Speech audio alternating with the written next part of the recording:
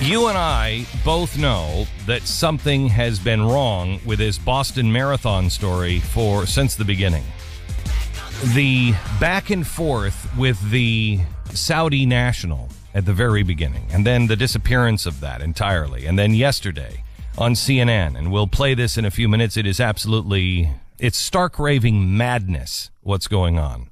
With CNN saying we have a dark-skinned individual that has been taken into custody. And then all of a sudden he wasn't in custody. And then then there were two others, and then they were going to take them to the courthouse.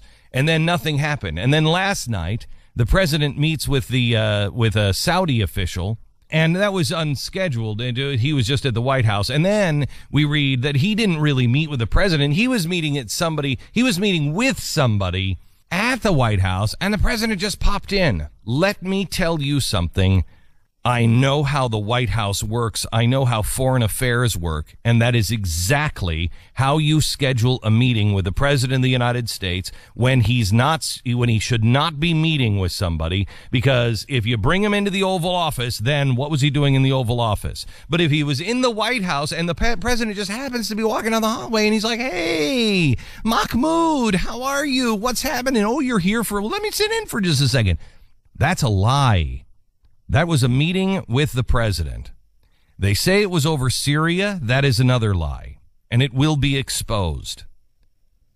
We have breaking news, exclusive from the Blaze now. We have been working with some of the best journalists that are alive today, at least those journalists that still feel life inside of them and are willing to tell the truth. Sarah Carter is one of those journalists. She's an investigative reporter in Washington, D.C., and we so appreciate all the hard work that she is doing. She hopefully will be on this program later today. But let me give you the story that we now have, and we are breaking at the Blaze. The Saudi student that was taken into custody, according to the FBI, for questioning, the one that was in the hospital, that was first taken into custody, then he was a suspect, and then he was a person of interest, and then he's just like an old buddy. He is not a person of interest. He has been a suspect from the very beginning. One source at the FBI and another at the Saudi embassy referred to the student as connected to an important Saudi family. This we're going to let Sarah Carter open up and tell us all about. When you hear the stories on all of this, everything will fall into place. When this guy was taken into custody, when he was a suspect, all the bells and whistles went off because he is somebody. An event was created on this guy 3 days ago. Now, what an event means, it's a file. The event file contains a deportation record. Now, some sites, I believe Drudge has that this guy is going to be deported. Well, here's the whole story. This event file 3 days ago contains his deportation record and the reason he's being deported. According to ICE, the reason is under Section 2123B, Security and Related Grounds, Terrorist Activities. His visa has now been revoked. The FBI said the file was started, quote, just in case he was found connected to the crime. However, the file shows that he was scheduled to be deported. This was not a precaution. It was in, quote, orders. One agent said he told the Blaze a voluntary departure has been signed. That means the Saudi student could be out of the country as early today. This guy is, I believe, and we will talk to the Blaze. We'll have all of the stories, and we will talk to Sarah Carter on this in just a little while. But I believe this is possibly the ringleader. This guy is absolutely involved, and we are flying this dirtbag out of the country because he has connections. and we are covering up. The file has immediately been classified. We had this information before it was classified. Now it has been classified. We believe the deportation order is going to be classified as well, requiring a Freedom of Information Act to get at it. The story that you will see, or would have seen if the Blaze hadn't broken this news, is that he wants to go home. He's hurt, he's injured, and everyone knows you can get the best of medical attention in Saudi Arabia, not in America. He's hurt and he wants to go home. The truth is, he's going to be deported, so he can go home, and Sarah will fill in who mommy and daddy are. One source says the FBI believes the Saudi student is tied to 2 or 3 other people. Our source says it looks like they're trying to make this a lone wolf crime, so the Saudi government will be spared embarrassment and the U.S. will be spared explaining how a terror cell was active when we have Al-Qaeda on the run. And the press will continue to lie. Here's what I want you to do. This is breaking news, exclusive story from The Blaze. It will be posted. If it is not posted now, it will be posted in the next few minutes. I want you to take this. We will tweet it out as The Blaze. We will tweet it and put it on our Facebook at The Blaze. I will put it on my Facebook, my Twitter account, and it will currently be up on The Blaze, or it will be very, very shortly.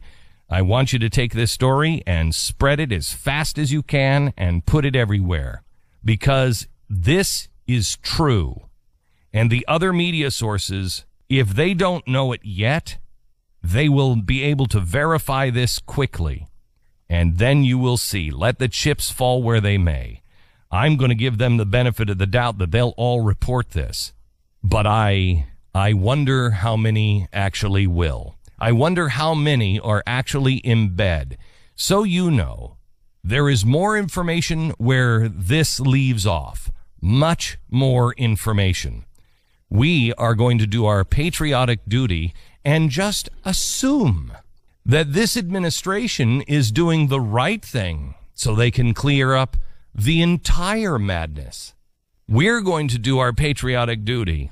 But I'll tell you, yesterday afternoon just about made me lose my mind. Watching CNN, knowing what we know, knowing what we believe, seeing the press all go into damn near hysterics that they couldn't find a white guy who perpetrated this bombing. Can I tell you something? I don't want an Arab American being responsible for this. I am thrilled that this is a foreign national. And you know why? I am thrilled not because I hate foreign nationals or I'm xenophobic, because I don't want to believe that about an American of any race or any religion. I don't want to believe that about my fellow Americans. Somebody growing up in some other country and then coming here and they're all screwed up? Sure, I can accept that. I don't want my fellow Americans to be psychos. But the rest of the media is willing. They are cheerleading for it. What have we become? You in the media should be ashamed of yourself. What have you become? And here I go with my first apology. We cannot become angry because... Go ahead, do the Yoda thing, Pat. Do it. You don't remember it, do you? Let's see. I don't remember Yoda saying. Thinking I am.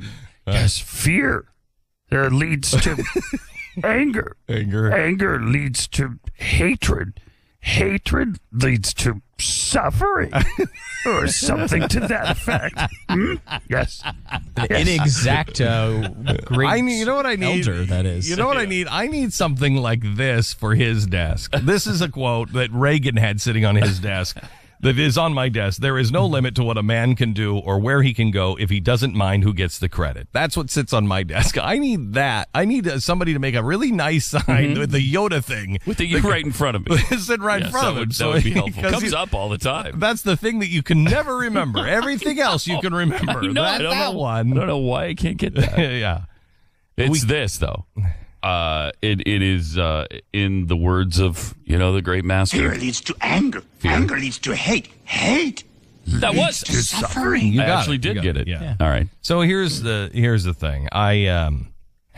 The news is becoming more and more important for a historic take, but that's it. It is not necessarily important because these guys are so powerful now and so out of control. And the media is so in the bag for them. When you have the media, think of this. Would you ever wish any American to be the one to do this? Any American? Do you wish that? I don't appreciate the President of the United States, but I do not want to believe that the President of the United States is doing what we are now going to show you he is. I don't want that. Because once we do the damage to this office, once we do this kind of damage, you're not getting it back. We are a country that is different. You ask anyone from any part in the world, the reason we are different is because we trust each other. We are good to each other. We believe the best in people, and the media is rooting for that to be dead. Once that is dead, there's no going back. We must not lose the trust for each other. We must not miss the love for each other. That doesn't mean that we're not extraordinarily firm on the facts. And I am trying really hard not to get angry, but there is such righteous indignation. When I saw John King yesterday on CNN, and I presented it as laughter yesterday because the staff was laughing because it was a clown show. When John King got on CNN and said, I don't want to use any language that the police might have used. And first, they start to verify this information, and then they bury it. I don't know if they know the information that we're breaking today. I have no idea, but it is out there now, and let's see if they report it. Maybe they had all this information, but they are too much of a coward to report it.